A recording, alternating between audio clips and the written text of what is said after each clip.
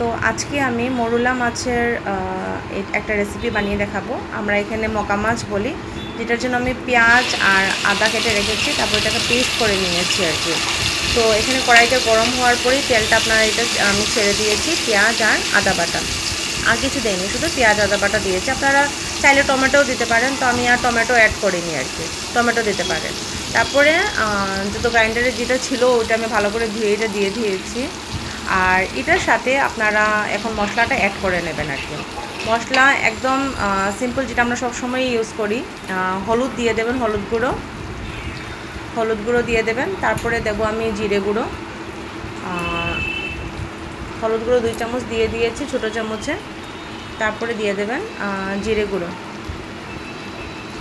আর তারপরে আমি এখানে অ্যাড করেছি ধনিয়া গুঁড়ো, অল্প দিয়েছি ধনিয়া পাউডার। আর তারপরে লঙ্কা গুঁড়োটা এটা আপনারা যতটুকু যে পরিমাণে ঝাল খেতে চান ওই হিসাবে আপনারা দিতে পারেন। তো আমরা অল্প ঝালটা কম খাই, তার জন্য অল্প কমিয়ে দিয়েছি আর কি। তারপরে মশলাটা ভালো করে মিক্সড করে নেবেন আর কি। এটাকে ভালো করে মিক্স করে তারপরে এটাকে আমি নুন অ্যাড করে দেবো। নুনটা আপনারা টেস্ট অনুযায়ী আপনারা দিয়ে দেবেন আর কি। কেউ কম খেতে ভালো পায়, আর কেউ আছে যে অল্প, তো ওটা টেস্ট অনুযায়ী আপনারা অ্যাড করে দেবেন নুনটা আর কি। তারপরে এটা ভালো করে মিক্সড করে আমি কি করব, অল্প এটা ঢেকে রেখে দেবো, যে কি মানে মশলাটা ভালো করে এটা আপনারা মশলাটা কী হয় না, যত কষাবেন এতই ভালো হয়।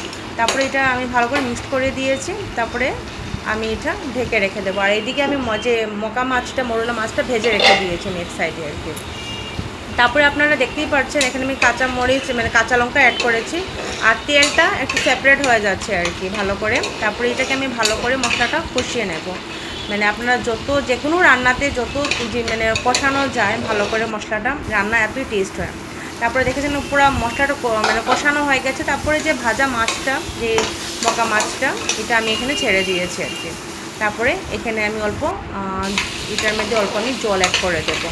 তো এই যে রেসিপিটা করছি এটা খুব বেশি ঝোল ঝোল ভালো লাগে না, একদম মাখা মাখা করে পেঁয়াজ বাটা দিয়ে ভালো লাগে খেতে আর কি। তাও এটাতে অল্প আমি জল অ্যাড করে দেবো, আর জলটা অ্যাড করে ভালো করে ফুটাবো এটাকে আমি ভালো করে আর কি। তারপরে জল অ্যাড করে দিয়েছি, আর আস্তে আস্তে করে হালকা হাতে এটাকে নাড়াচাড়া করবেন, নাকি এত মাছটা নরম থাকে তো মকা মাছটা ভেঙে যাবে, ভেঙে গেলে আর ভালো লাগবে না আর কি। তো ভালো করে মিক্স করে, তো দেখেন এখানে আমি মাখা মাখা রাখবো আর কি, একদম শুকনো শুকনো করে। আপনারা চাইলে পুরো ড্রাইও করে দিতে পারেন। তো এখানে আমার এই যে হয়ে গেছে। কীরকম লেগেছে আপনারা নিশ্চয়ই বলবেন, খেতে দারুণ হয়েছিল। আমি লঙ্কা গুঁড়ো কম দিয়েছি, এর জন্য রঙটা আপনারা চাইলে আরও লঙ্কা গুঁড়ো দিতে পারেন, তো কালারটা আরও দারুণ আসবে। তো আমি লঙ্কা গুঁড়ো কম দিয়েছি, যেহেতু আমাদের এখানে ঝাল কম খাই আমরা, ঠিক আছে। তো এই যে এটা খুব টেস্ট হয়েছিল, খেতে দারুণ হয়েছিল। আপনারাও বানিয়ে দেখতে পারেন ঘরে, নিশ্চয়ই আপনারা ট্রাই করেছেন। তো এই